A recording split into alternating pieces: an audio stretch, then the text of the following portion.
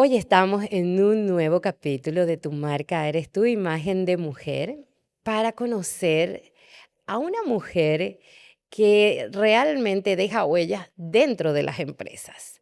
Una mujer que tiene una trayectoria importante aquí en la República Dominicana. Ella es motivadora, se caracteriza por tener un estado emocional que conecta, energía pura, alegría pura. Así que estoy con Luisa Benhart y ella hoy va a compartir con nosotros su experiencia, su vida y sobre todo su autenticidad. Luisa, qué gusto tenerte en el Gracias, programa. Leticia. Muchísimas gracias por la invitación, de verdad, muy honrada. Pues aquí, cuando una mujer llega al programa, lo primero que queremos saber es quién es Luisa para poder descubrir sobre ella, su experiencia y cómo ella se ve en el mundo. Bueno, yo creo que Luisa es un ser humano que decidió abrazar su esencia, dejarse ser, eh, la autenticidad más allá de decir que estoy auténtica, simplemente lo que tú ves, eso es el paquete. El que me conoce de primera, eso es lo que va a ver. No es que yo tengo como poses y que me puede lucir a veces un poco irreverente, a veces un poco como extraño, tal vez algunas formas, pero esa soy yo. El que me conoce de primera va a ver que eso es lo que soy yo. Y eso es lo más importante, la autenticidad y lo que podemos proyectar. Yo siempre digo que es difícil hoy día tener un yo uniforme o integrado, porque a veces uno es lo que la gente ve, otro es lo que nosotros creemos que somos, otro es lo que realmente somos y otro es lo que se proyecta en las redes sociales. Sin embargo, se valora mucho hoy. Con todo esto de la inteligencia artificial, Sí. realmente esa uniformidad del yo, esa integración. Y cuéntame, Luisa, tú hoy trabajas en el mundo de las empresas, pero ¿cómo fue ese caminar? ¿Cuál es esa trayectoria que vienes construyendo en este tiempo? Bueno, lo primero es que yo soy de un pueblo. Yo soy de un pueblo llamado San Pedro de Macorís, en un ingenio yo me creía. Un ingenio es una fábrica azucarera, entonces en ese ingenio, que es un pueblito donde yo me crié, ahí dentro había un ingenio. Yo siempre fui muy inquieta, fui muy buena estudiante, claro. Mi mamá me decía que eso es lo único que yo tenía que hacer, estudiar. Siempre he sido muy curiosa, muy, muy curiosa. Y increíblemente tuve mucho tiempo como en esa búsqueda de qué yo quería hacer. Incluso yo me gradué tarde, se podría decir, pues yo me gradué a los 30 años. Tú sabes que regularmente la gente te establece fechas de término, que para mí eso, cada quien hace la cosa en su tiempo. Y pasé por varias universidades antes de graduarme. Las personas cercanas a mí son las que conocen la historia y cuando yo se lo conozco, se lo cuento a alguien como que se sorprende. Pues yo tuve mucho tiempo como en esa búsqueda, hice varias maestrías y yo creo que yo siempre tuve la vocación de trabajar lo que yo hago, de dedicarme a lo que yo hago. Pero estaba como ese, ay, Dios mío, de verdad encajo y de verdad voy a entrar ahí. Y más de si encajo, de verdad me va a gustar, porque todo lo que tenía que ver con gestión humana, yo siempre lo veía como muy sobrio, muy formal, muy no estructurado, porque yo soy muy estructurada, aunque no lo parezca, la gente se sorprende. Entonces yo decía, no, ni yo voy a encajar ahí, ni eso va a encajar conmigo. Hasta que como que por fin se dio el espacio, se dieron las circunstancias. Tuve un líder que como que vio eso en mí y comencé a ingresar al área de manera formal, porque yo ya venía en comunidades de otros países, como viendo, empapándome, hasta que yo comencé a dar mis pasos y entré directamente al área de gestión humana. Es como un breve recorrido de todo lo que yo he pasado. Pero ¿cuál fue la profesión al final que elegiste? Bueno, yo soy administradora de empresa, de carrera. Yo tengo sí, una maestría en gestión humana y demás, pero dentro del área de gestión humana me di cuenta que no todos los subsistemas me gustaban, ni nómina, ni reclutamiento. Le alabo el gusto a la colega que reclutan, yo siempre se lo digo. Ni TCS ni nada. Me di cuenta que lo que me gustaba era todo lo que tenía que ver con desarrollo y cultura organizacional. Y entender lo que era realmente cultura organizacional fue lo que me llevó a conectar con mi propósito. Es más, yo hice una certificación en bienestar organizacional y yo dije, Dios mío, por fin encontré qué es lo que yo voy a hacer. como que hubo algo que me despertó. Y entonces todo a partir de ahí ya era para construir conocimiento, las habilidades y el enfoque para trabajar todo lo que es cultura, bienestar y desarrollo. Entonces, yo digo que yo soy como si fuera una especie de, yo tengo un lema que se llama Cultura sin anestesia, de arquitecto de la cultura. O sea, me gusta todo lo que tiene que ver con la cultura organizacional. Y en ese orden, porque sí, yo entiendo que es algo que te gusta y te apasiona y coincidimos en eso, también me gusta. Sin embargo, en esos años que venís trabajando con las empresas, ¿no has sentido en algún momento esa frustración Sí. cuando tú ves el potencial de la gente? Tú como quisieras agarrar y meterle un chip en el cerebro y cambiarle. ¿No se siente como una frustración cuando ves eso y no siempre se puede lograr? Me da frustración cuando el discurso no concuerda con la acción. Cuando me dices que quieres hacer algo, pero cuando tienes de frente lo que hay que hacer, entonces no concuerda. Cuando tal vez tú que eres externo, ves ese potencial dentro, ves esas fortalezas que pueden ayudarte a elevar más tu organización, a generar resultados, a elevar tu cultura. Y cuando tú ves esas debilidades, esas oportunidades de mejora, que simplemente es con decisiones y con valentía y con pantalones, que a veces los tomadores de decisiones tienen que hacer. Pero a veces están tan acostumbrados a la zona de confort, todo el tiempo se ha hecho así, eh, me da resultados, me genera dinero, ¿para qué voy a cambiar? Entonces a veces te genera frustración porque tú dices, bueno, yo lo que quiero es dejar una huella aquí, yo lo que quiero es ver resultados y tú comienzas en tu cabeza a imaginarte todos esos escenarios de todas las cosas que se pueden hacer ahí adentro. Es como cuando tú tienes ese mapa en tu cabeza y al final te dicen, no, lo más lejos que tú vas a llegar es a Pedernales. Y tú quieres coger y cruzar el océano y visitar otro continente. No, no. Y después que te pintaron todo ese mapa, te dicen, bueno, Pedernales es lo que tenemos. Y tú dices, pero está bien, Pedernales es un avance. Pero ahí hay posibilidad de que sigamos avanzando. Y sí genera frustración. Genera mucha frustración.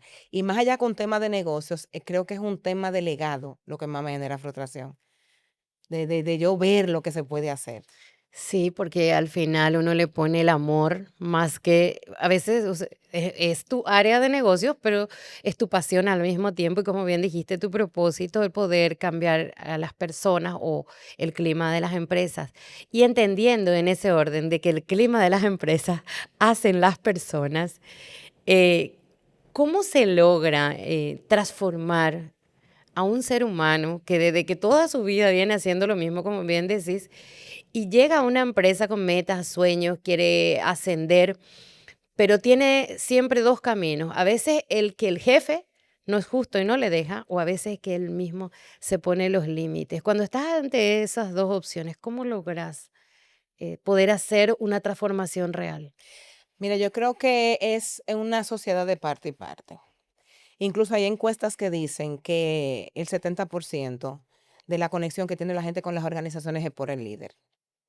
La gente se levanta a coger un tapón en este tránsito infernal que nosotros tenemos, República Dominicana, y en otro país a lo que yo he ido. Y es el liderazgo que tiene mucho que ver con eso, porque es la persona con la que tú trabajas a diario, es la persona que puede desarrollarte, potenciarte, darte el espacio a que tú innoves, a que tú creas, pero de nada vale tampoco que tú tengas un líder que te potencie todo eso si tú, en tu responsabilidad individual, o te victimizas o no estás interesado. Entonces, por eso yo te digo que es de parte y parte como si fuera un matrimonio, en que ambas partes suman a ese resultado. Y yo tengo un lema que yo digo es que no todas las organizaciones son el amor de la vida de un colaborador. Sí. Hay colaboradores que son terribles en una organización y son excelentes en otra. Porque ese matrimonio no funcionó, se divorciaron y tuvieron segunda nupcia. Y en ese matrimonio les fue mucho mejor. Entonces, cuando nosotros aprendamos a entender que necesariamente esa no era mi organización, no conectaba conmigo, con mis valores, no era la cultura que yo quería. Vamos a pasar de la culpabilidad a la conciencia. Pero lo primero es que la gente tiene que saber qué es lo que quiere, qué cultura busca, qué tipo de líder tú quieres tener, pero aterrizado y entendiendo que esto es un negocio. No dejemos romanticismo. Me gusta mucho trabajar cultura y todo, pero las empresas son negocios. Eso es Lo verdad. único que hay que combinar todos los elementos, pero lo primero que yo creo que un ser humano tiene que definir, y a veces se lo digo a algunas personas, ok, siéntate y di qué tú no quieres, en una organización, ya tú descartas, pero ¿qué tú quieres ahora y qué tú estás dispuesto a dar? Ok, ¿y tú qué? Eso que decís es verdad y yo siempre argumento de que existe una posibilidad, una oportunidad de éxito para todos los trabajadores, siempre y cuando estén en el lugar adecuado, utilizando el talento que tienen y haciendo lo que les gusta, porque a veces las personas aceptan un trabajo más por necesidad que por lo que les gusta, pero a la hora de la verdad cambian porque no les gusta. Y hablando del trabajador dominicano, me interesa mucho, porque aquí hay muchas, mira, yo he escuchado que se habla de la siguiente manera y tú me corriges. Dicen, en Punta Cana es muy difícil conseguir un trabajador que sea leal y que pueda tener prácticamente una estabilidad laboral. En Santo Domingo y en otras áreas, los trabajadores les falta sentido de pertenencia y les falta mayor lealtad. ¿Cómo tú ves eso? Yo siempre digo que tú contratas competencias, el compromiso se gana. Tú no reclutas compromiso, tú reclutas competencia, tú reclutas habilidades. Ahora el compromiso se gana y es la organización quien se lo gana. A veces cuando yo trabajo con organizaciones que doy esos informes de hallazgo al final, a veces no entienden cuando yo les digo, tengo buenas noticias, la gente se está quejando. ¿Cómo así? Porque le importa. Si la gente se queja, le importa. Y yo uso mucha metáfora. Y yo siempre digo, eso es como un matrimonio. Cuando una mujer dejó de quejarse y de pelear, ya no hay nada que buscar ahí. Mientras la mujer está peleando, mientras la mujer se está quejando, es porque todavía le importa. Y eso mismo pasa con el colaborador. Cuando deja de quejarse, porque a veces tal vez no tiene las herramientas para comunicarlo de manera correcta. Sabemos que hay de todo en la viña del Señor, pero cuando ese colaborador dice, me gustaría ver esto, aquí no se hace esto, aquí, es porque realmente le importa y quiere que hayan cosas que se mejoren. Y siempre va a faltar talento, Leticia, aquí en República Dominicana, en la China y en cualquier parte del mundo, porque el talento perfecto no existe. Tú puedes tener una descripción de puesto, tú puedes ponerle todo lo que tú quieras a la descripción del puesto, pero siempre que tú reclutes va a haber una brecha, aunque venga del mismo rubro, del mismo sector, porque el talento perfecto no existe. Entonces hay que estar claro en eso también. Y muchas veces ese talento puede que sea muy bueno, pero la conducta y los valores que acompañan son los que generan muchas veces ese divorcio. Porque en este transcurrir, creo que a las personas contratan realmente a los colaboradores por el buen currículum, pero los despiden por las conductas, la falta de valores y muchas veces también por la falta de inteligencia emocional. ¿Cómo ves eso? A ti te contratan por lo que tú sabes y te despiden por quien tú eres. Te lo puedo resumir. Te contratan por lo que tú sabes y te despiden por quien tú eres.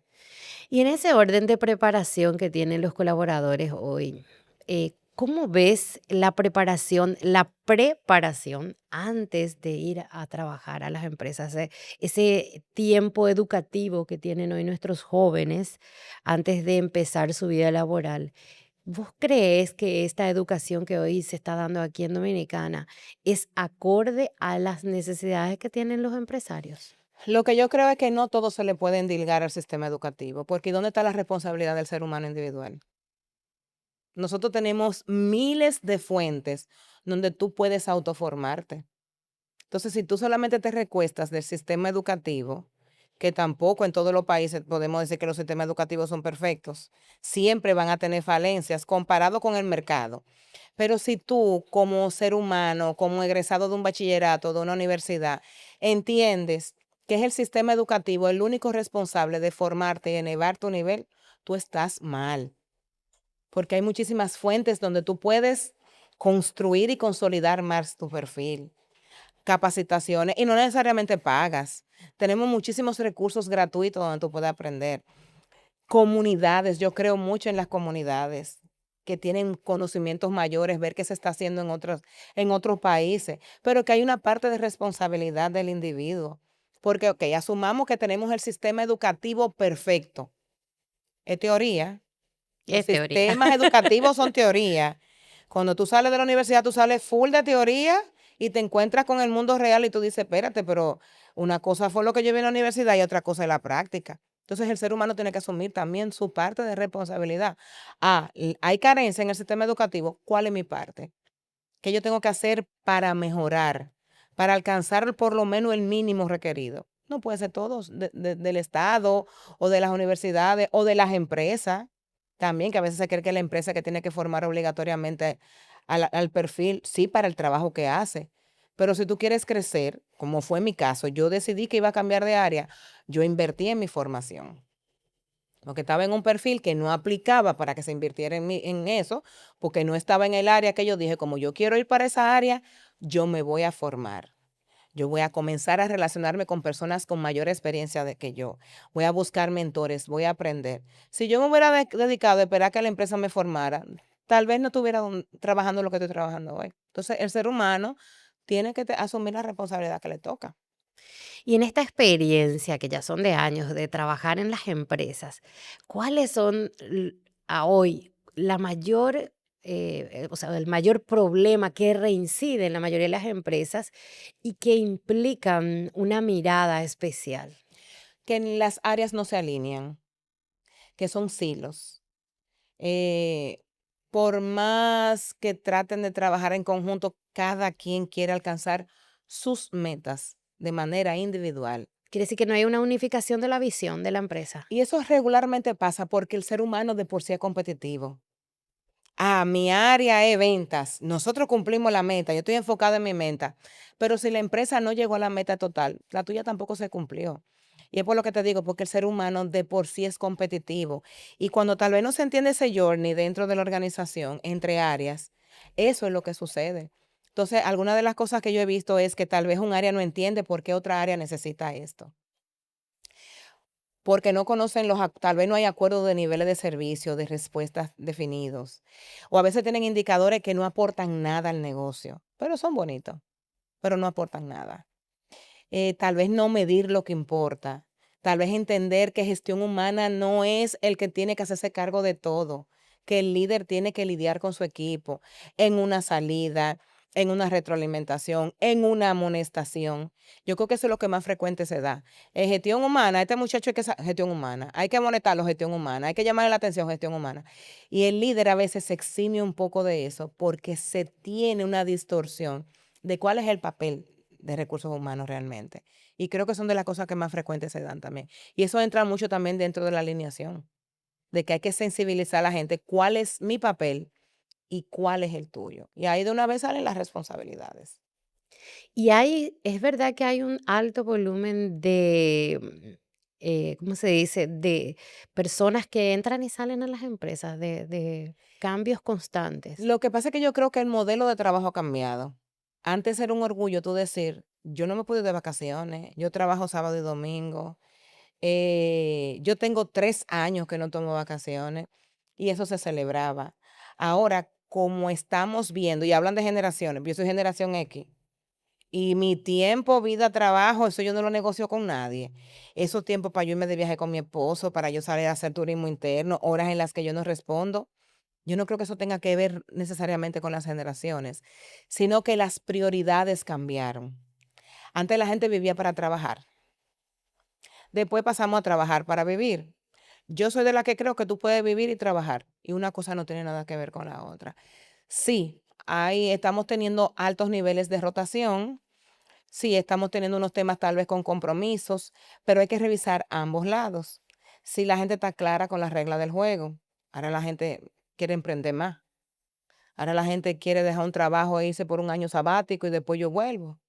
Entonces, tenemos acceso a muchas cosas, Leticia, que no teníamos antes.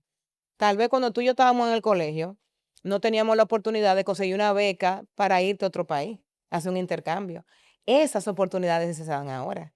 La gente tiene, estos jóvenes tienen oportunidad de ver qué está pasando del otro lado del mundo, no solamente lo que está pasando en el patio. Entonces, yo creo que las organizaciones tienen que comenzar a aterrizar qué es lo que está pasando. El tema del trabajo híbrido es un tema también que se repite y se repite. Y yo no creo en calentar nalga. O sea, el calentamiento de asiento, horas nalga, como decimos. Yo creo en resultado. Cuando tú crees resultado, tú tienes gente más contenta. que la gente no tenga que esperar el sábado obligado para hacer la diligencia de su casa, para dedicarse el domingo a la vaya a cocinar. Entonces, cuando la gente en las empresas, y esas son las empresas que están teniendo éxito, comienzan a hacer ese equilibrio a medio viernes, libre, que tal, como tú quieras hacerlo, pero hay que entender cuál es tu cliente interno, que son esa gente que tú estás reclutando. No hay como de participar. O sea, sería trabajar en un cambio de mentalidad del empresario de hoy, que sigue buscando todavía el verle, el chequearle ahí todo el tiempo a ojímetro a su empleado, a que medir más bien sus resultados y premiar su productividad, que es un mayor estímulo. Y vos sabes que comparto contigo que una vez tuve una experiencia con un empresario que él me pregunta, pero Leticia, ¿por qué es que la gente no cambia, no trabaja por convicción? Y yo lo miré como asustada diciéndole, pero ¿cómo por convicción? Siendo que la gente lo que trabaja es por motivación, por un motivo real. Y él tenía 800 empleados y yo le dije, de los 800 cada uno tiene un motivo diferente. ¿Cómo tú ves em, que también se pueda, las empresas inviertan un poco más en un marketing interno, que hacer tanta promoción de su empresa y adentro no trabajar en la motivación de sus empleados? Es la marca empleadora. Eso se resume a marca empleadora. Y la marca empleadora comienza por dentro, porque eso es lo que se refleja hacia afuera. Por ejemplo, yo he visto organizaciones que los empleados se enteran de iniciativas por las redes o por una publicación en el periódico, porque nadie le dijo dentro de la organización de esas iniciativas que se iban a llevar a cabo. ¿Cómo tú crees que se siente un colaborador cuando se entera por un externo, por un medio, y no se entera dentro en la empresa que él trabaja, que va a diario? Ahí mismo hay una desconexión, comienza la desconexión. Y más que un marketing es trabajar la marca empleadora, que la gente se sienta aparte. Vamos a llevar a cabo iniciativas. No toda la información tú la puedes dar, pero sí escuchar lo que opina la gente, porque eso te enriquece mucho el proceso. Que si van a hacer transformaciones, por ejemplo, yo he vivido procesos de gestión del cambio y he visto la diferencia entre cuando la cabeza no se involucra y cuando la cabeza se involucra y se sienta y se reúne con la gente y dice, vamos a tener este proceso, queremos escuchar qué funciona, qué no funciona. La gente se monta en el cambio de una manera diferente, porque estamos hablando de imposición, que yo lo decidimos, lo vamos a hacer así, y otra es en que yo siento que soy parte. Entonces, yo creo que también a veces las empresas se pierden un poco y se enfocan mucho en ese marketing externo, pues necesito traer gente, y yo creo que más que eso, tú tienes que enfocarte en el de dentro, que es quien te va a traer gente de fuera de manera directa o indirecta. Sí, que va hasta a contribuir para que lleguen los clientes hablando bien de su empresa. Y en esta experiencia y en este mundo de la gestión humana, ¿cómo ves hoy a los gerentes de gestión humana en esa conexión y preparación con las personas? Yo te voy a decir algo, yo creo que hay personas que han encontrado un nicho dándose cuenta que hablar mal de gestión humana genera likes y views. Y es indignante y es irrespetuoso también. Porque hay personas que se creen con el derecho de hablar de gestión humana, porque todo el mundo se cree que se sabe de gestión humana. Porque se cree que gestión humana es licencia, reclutar y vacaciones. No, gestión humana es un área estratégica. Que me gustaría ver esas personas que se dedican a hacer memes y atacar al área, sentados, identificando indicadores, como tú trabajas en una empresa, por ejemplo, un sector hotelero que tiene temporadas súper altas, en la que tú tienes que cubrir esas vacantes, pero que también cumplan con el perfil, que también puede que tú no tengas los recursos necesarios de cómo tú lo vas a alinear. Entonces hablábamos siempre, yo tengo un grupo de colegas muy cercanas y hablábamos en estos días de que hay personas que se dieron cuenta de que es un nicho para generar likes, para generar views, el desacreditar el área de gestión humana, lo cual para mí es una falta de respeto, porque tú no conoces la profesión. Sí, hay de todo en la viña del Señor. Así como hay abogados que no respetan la profesión, así como hay arquitectos que no respetan la profesión, así como hay médicos que no respetan la profesión. Es verdad. Que le Hay, falta ética. hay gestoras humanas que no deberían ser gestoras humanas, porque para mí lo primero para tú ser gestora humana es ser humana, sin perder la parte estratégica. Pero sí, la profesión ha cambiado mucho. Sí, gestión humana recibe muchos dolores de cabeza cuando está en la encrucijada de que el dueño del negocio dice uno, pero gestión humana sabe que es esto que hay que hacerlo. Y tú tienes entonces que mediar para que el dueño del negocio entienda ¿Por qué hay que hacer esto? Sacándose el romance, pues Gestión Humana siempre está en romanticismo, de ok, no es que la gente me duele, que la gente me preocupa, mira, esto cuesta tanto, esto no va a representar tanto, en bien de la gente. Pero la profesión ha crecido mucho. Y en ese orden que venís comentando sobre tu experiencia, cuéntame un momento que para ti haya sido el más simpático, porque uno vivís en este caminar, vivís en experiencias que hayan sido de morirte de risa, Sí, sí, en claro. experiencias sumamente tristes y en experiencias sumamente felices. Entonces yo quiero las tres. Bueno, yo no sé ni en cuál calificaría esta. Un dueño de una empresa que estaba di que trabajando según él, ya iba a entrar su hijo y estábamos trabajando un proceso de rediseño cultural. Y cuando estamos en la mesa, él le decía al hijo, ¿tú de verdad tú quieres que hagamos esto? ¿De verdad tú quieres que hagamos esto? Yo no creo en esto, yo no creo en esto. Yo porque tú estás insistiendo. Y yo en mi cabeza nada más decía, Dios mío, ya yo vi lo que viene. Que en la cara de su hijo se notaba esa desesperación, que al final se impuso como quiera, el dueño del negocio, porque al final cuando tú creas un imperio y tú te conectas con esa empresa es muy difícil, tú ceder a la nueva generación, pero no sucede en todos los casos, pero ese caso para mí fue muy gracioso y sentarme a decirle, no, mira, tenemos que hacer esto, y entonces que no. Y yo le decía, pero entonces, ¿qué yo hago aquí? A veces yo no entiendo qué yo hago aquí, yo le decía a él. Eso para mí fue gracioso, porque al final sí pudimos ejecutar. Caso triste me pasó de un proyecto, yo estaba muy entusiasmado para trabajar, ya habíamos definido todo, pero entonces vino un lanzamiento de un nuevo producto y se parqueó todo lo que tenía que ver con cultura para después, para el lanzamiento del producto, que al final trajo consecuencias catastróficas, porque ese proceso involucraba gente y habían unos temas culturales importantes que trabajar, que era lo primero que tenía que trabajarse. Y al final los resultados no fueron los correctos. Y creo que me dio tristeza porque estaba muy entusiasmada, me gustaba mucho la naturaleza de la empresa. Y al final también vi desesperada a la pobre gerente de gestión humana que insistía, que insistía, que insistía en tenemos que trabajar esto primero porque una gestión del cambio. Y al final las cosas no se dieron como esperábamos ambas, porque ya después tú te conectas. Casos de éxito. Un programa que yo trabajé con una cadena hotelera con todos sus mandos medios. Eso para mí fue, Leticia, tú no te puedes imaginar, tú ver el cierre, los testimonios de la gente, tú ver el cambio de comportamiento, tú ver esos líderes hablando de una manera diferente, asumiendo la responsabilidad, desarrollando a su gente, creo que, y te podría mencionar muchísimos, pero como el sector hotelero es tan complejo y es, tú sabes, que tiene sus bemoles de que hay mucha rotación, la gente va a los hoteles a disfrutar y a divertirse, por lo que el reto es mucho mayor. No a un banco tú vas a pelear o a buscar un préstamo, pero la gente va a un hotel a vivir una experiencia y el reto para los empleados es mayor y el liderazgo tiene mucho que ver. Y para mí fue una experiencia muy, muy, muy bonita. Bueno, que vamos a seguir trabajando ahora. Y así yo te puedo mencionar del sector industrial, del sector médico, del sector gubernamental, una institución que estamos trabajando un programa para sus líderes, contrario a lo que se piensa del sector gubernamental. Tú ver esos líderes definiendo esos indicadores desde la cultura, asumiendo el liderazgo. O sea, yo estoy muy contenta, Leticia. Eso ha sido muy bueno.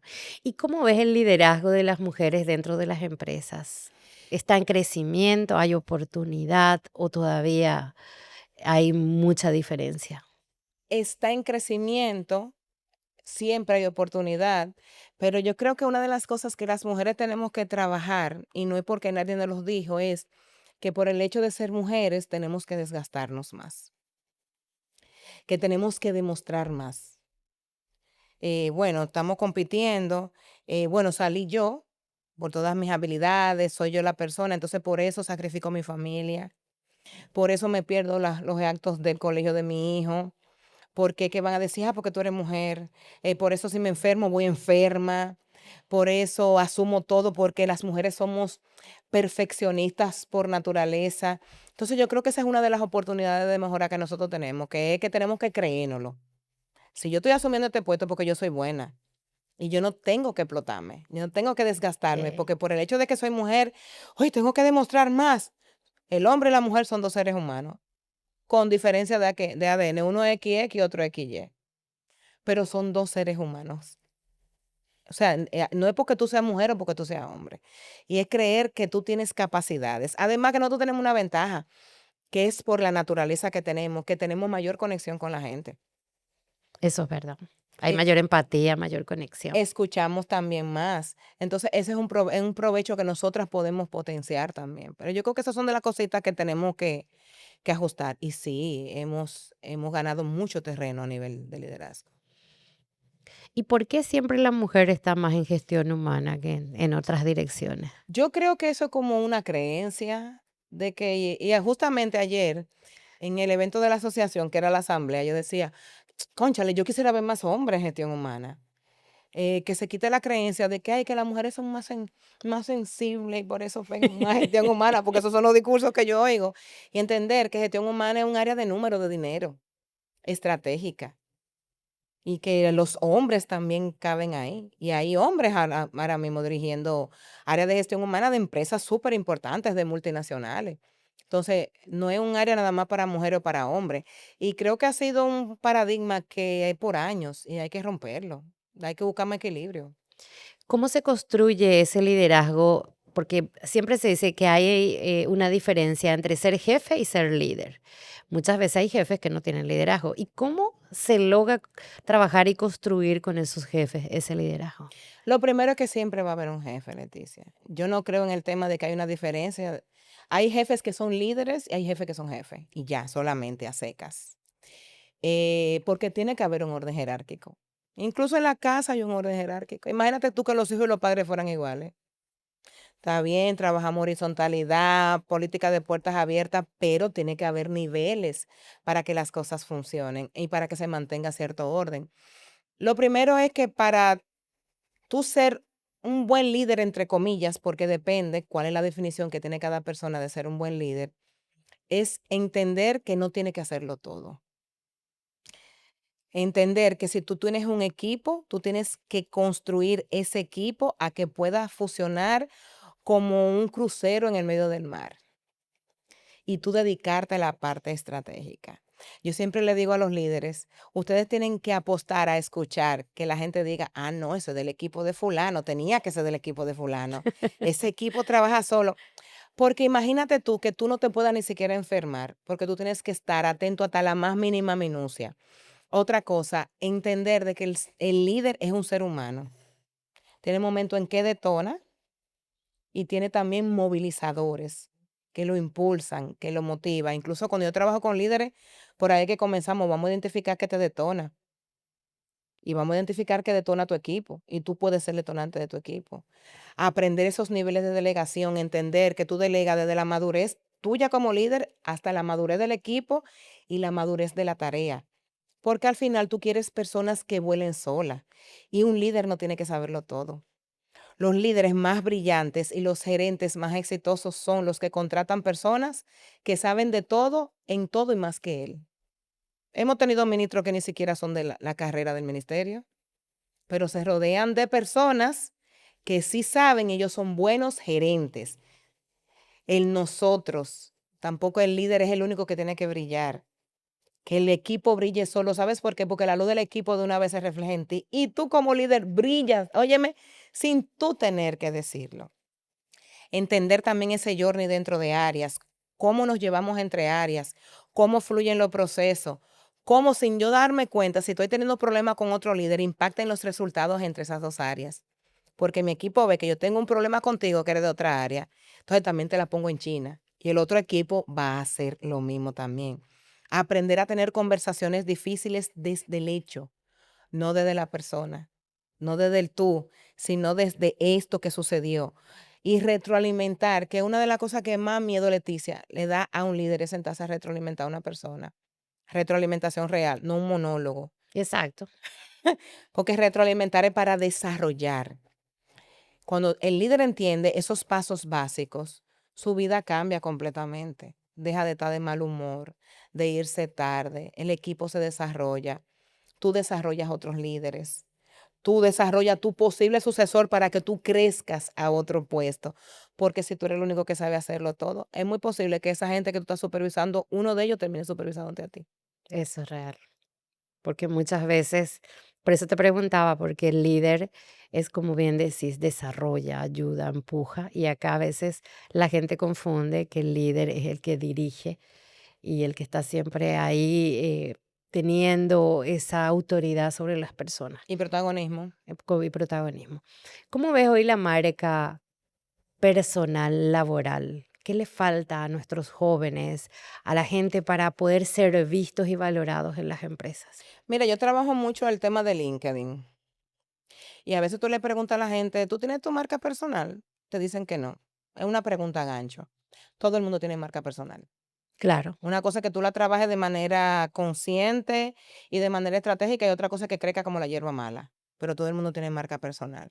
Y uno de los errores que a veces veo en las organizaciones es que cuando tú le dices, mira, vamos a trabajar, que la gente construya sus perfiles en LinkedIn, que se haga visible, para cuando trabajamos marca personal, para que entonces comiencen a ser visible en la empresa, porque se piensa que solamente para buscar empleo. exacto. Y no, tanto LinkedIn como Instagram o cualquier red sirve para construir tu marca personal.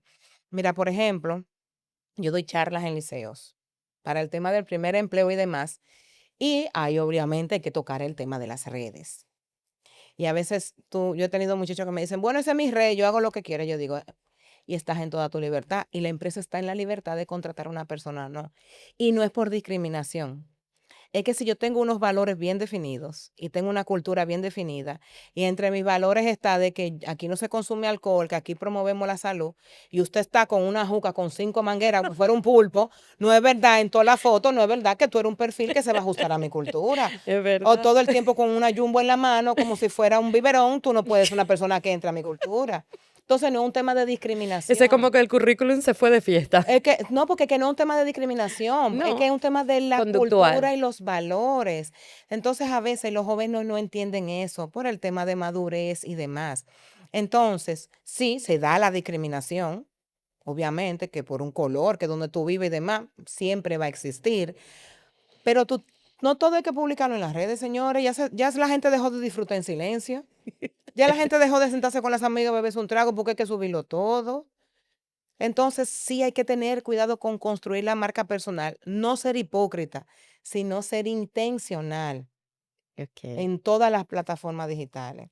O sea, saber qué es lo que vamos a proyectar. Y como yo siempre le digo también a la gente, hoy en las redes te ven más que como antes te veían en la televisión. La televisión, tú para poder visibilizarte tenías que pagar un espacio, montar un video y lograr, o por ahí te hacían una entrevista casual y ya estabas arriba. Pero hoy por Es hoy, gratis. hoy es una cosa que uno construye y es como, yo siempre le digo a la gente, si pones tu nombre, entras como incógnito y pones tu nombre, todo lo que va a saltar te podés asombrar, porque vas a encontrar hasta lo que la gente piensa de ti. Y bien decís entonces que hoy sí, los reclutadores, las empresas tienen una fijación en eso que proyectamos, ¿verdad? Sí, es importante. Y lo importante es que tú tienes que entender que cuando una organización se dedica a construir su cultura, que atrae clientes en específico también, una mala contratación la puede dañar. Hemos visto escándalos de personas que entran a una organización que tal vez se vendieron muy bien, que tal vez ocultaron muy bien y al final la empresa puede salir dañada y la empresa no puede eximirse porque esa persona trabaja ahí. Entonces, eso te impacta en tu marca empleadora, en la cultura, en la reputación, en cómo los demás lo ven. Entonces, es muy importante. Por ejemplo, mira, LinkedIn está enlazada directamente con Google. A veces la gente cree que LinkedIn es un currículum. No, cuando tú comienzas a construir tu marca de manera intencional, hay empresas que si tú estás buscando empleo sin publicar una vacante, te contactan Eso es verdad. porque tú tienes una marca personal bien construida, aportas valor, se nota quién eres, das buen contenido, haces buenas conexiones. Para mí el networking estratégico, eso, mi esposo tiene un dicho que dice, yo prefiero, el mejor cargo es ser amigo del presidente y no tener un ministerio. Porque las relaciones pesan y a veces se sataniza de que, esa vacante no la publicaron, porque tiene una cuña. Si la relación se une con la capacidad, esa persona va a tener ventaja. Entonces, en lugar de quejarnos y satanizar esa parte, ¿qué tal si nos dedicamos a construir relaciones de verdad que valgan? No de oportunismo, no de voy a sacar provecho, sino relaciones que de verdad valgan la pena y perduren en el tiempo. Eso es muy bueno. Y es verdad, porque es lo que necesitamos si queremos tener una profesión y una vida profesional sostenible y creciendo día a día. Es válido lo que decís, porque al final nosotros construimos. Y eso que se dice que uno tarda mucho tiempo en construir su marca personal y en 5 segundos se puede diluir o caer. Mira lo que pasó con Coldplay y el concierto. Eso es un ejemplo de esas dos personas que estaban en ese concierto y una Kiss Cam lo agarró. ¿Qué pasó con él? CEO de una empresa, fuera. Ella, directora de un área de gestión humana, fuera. Que leí en estos días que se le está haciendo imposible conseguir empleo. Se destruyó su marca personal en segundos, porque ese video ni siquiera duró un minuto, fue segundos. Entonces, tú duras mucho tiempo construyendo tu marca personal, pero tú en un segundo puedes destruirla. Entonces, hay que tener mucho cuidado con eso. Por eso es que yo te digo que hay que ser intencional construyendo la marca, pero no hipócrita. Porque si vas a construir una marca personal que no vas a poder sostener, al final, como la madera, va a salir a flote. Entonces, también hay que estar muy claro en eso. No es que tú te crees un personaje en las redes y que cuando la... No, tú tienes que ser quien tú eres, pero construir tu marca con intención. Eso es cuando decimos poder construir nuestra mejor versión.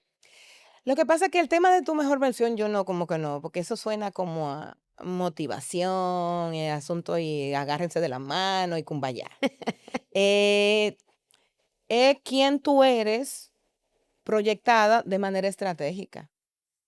O sea, si tú eres una persona alegre, vivaz y demás, eso tú lo puedes proyectar en las redes. Claro, hay momentos de alegría que no deberían ser publicados, Leticia, que son para consumo personal, Exacto. pero que queremos compartir todos los momentos de alegría.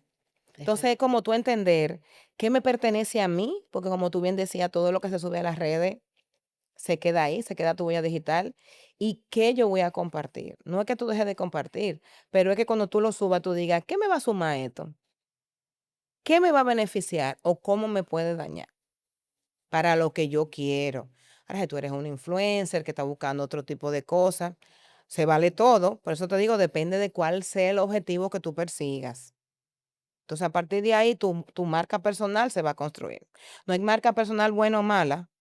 A veces gente dice de que no, no, para mí no hay marca personal buena o mala.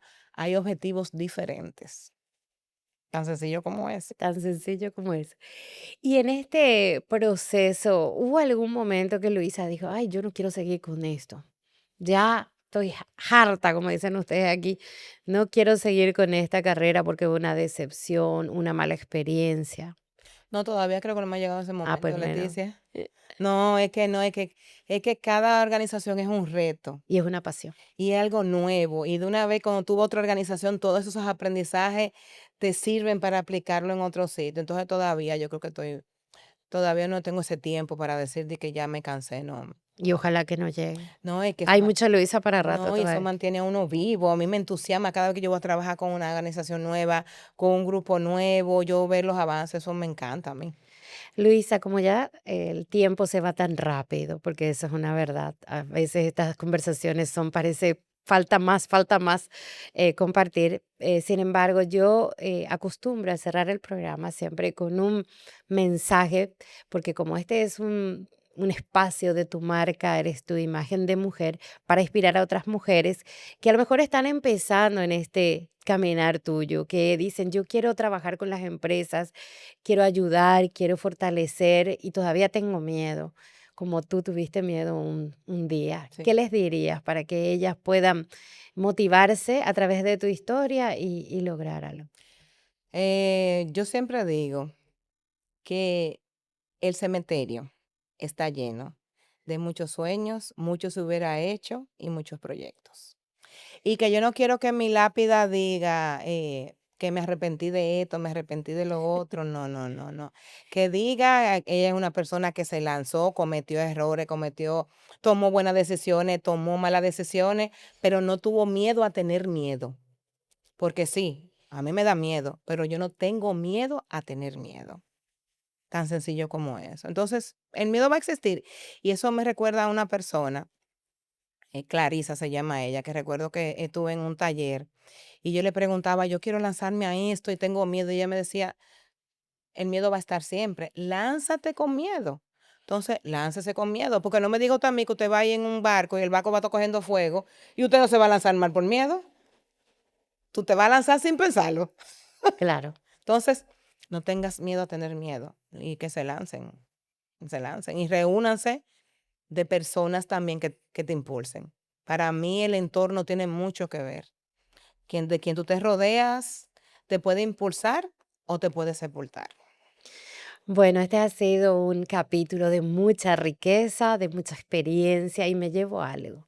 No tengas miedo de tener miedo, sino hay que apostar al futuro, a apostar a las metas y a los sueños. Así que este ha sido tu marca, eres tú, imagen de mujer.